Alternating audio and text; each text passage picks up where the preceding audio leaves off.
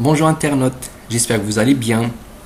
Dans la vidéo précédente, je vous ai parlé de la famille des langues indo-européennes. On va rester bien sûr dans le même thème. Sauf aujourd'hui, vous allez découvrir une autre famille de langues dite chamito-sémitique. Alors, que veut dire chamito? Et qu'est-ce que sémitique? Quelles sont les langues appartenantes à cette famille? Quelle est leur répartition géographique? Et quels sont les pays concernés? Vous voulez tout découvrir? Restez branchés pour être informé. Chamito-sémitique. C'est une appellation composée de deux mots, dont le premier est chamito, ou bien tout simplement chamit, qui vient de hamit, qui veut dire Ham, l'un des fils de Noé. Autrement dit, Ham ibn Nuh. Les Chamites donc se dit au peuple descendant de Ham, fils de Noé. Ham est donc l'ancêtre des peuples du nord africain et de l'Afrique centrale. Sémitique, qui vient de Sémite, descendance de Sem, l'autre fils de Noé. Les Sémites sont donc les Syriens, les Phéniciens, les Carthaginois, les Arabes et leurs cousins juifs. J'espère avoir donné une idée sur l'appellation chamito-sémitique, qui est tout simplement un groupe ethnique et linguistique.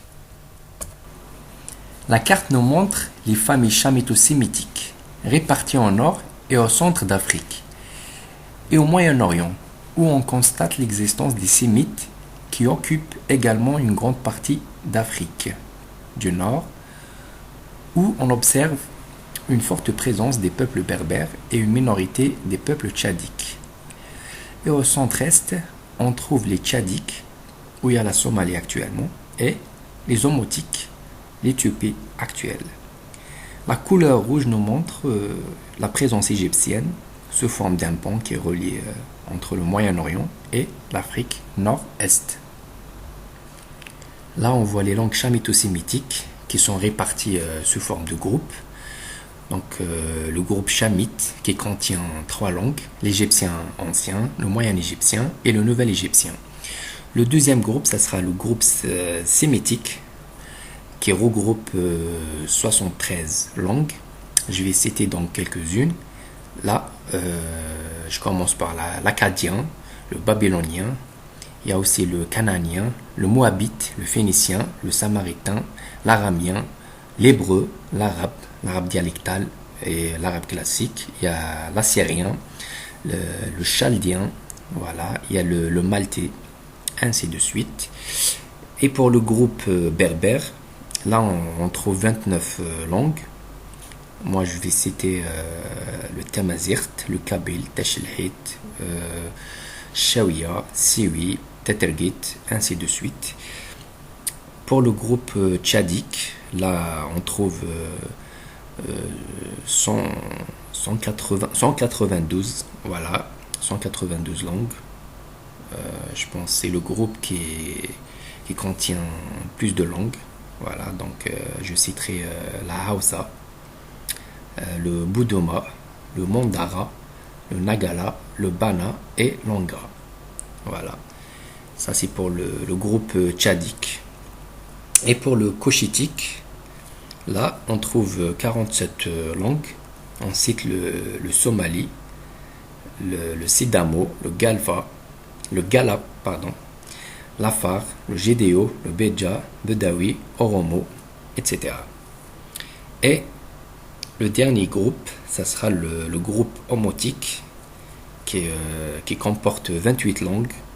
Je citerai quelques-unes, voilà, comme le Gamo, le Melo, le Yemsa, ainsi de suite. Donc ça, c'était pour avoir une idée sur les langues chamito-sémitiques.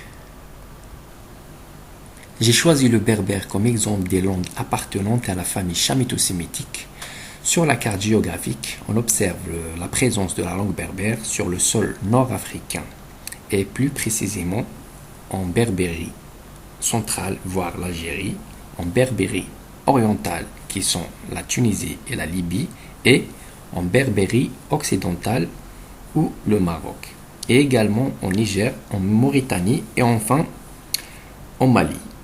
Donc ça c'était un peu les groupes berbères.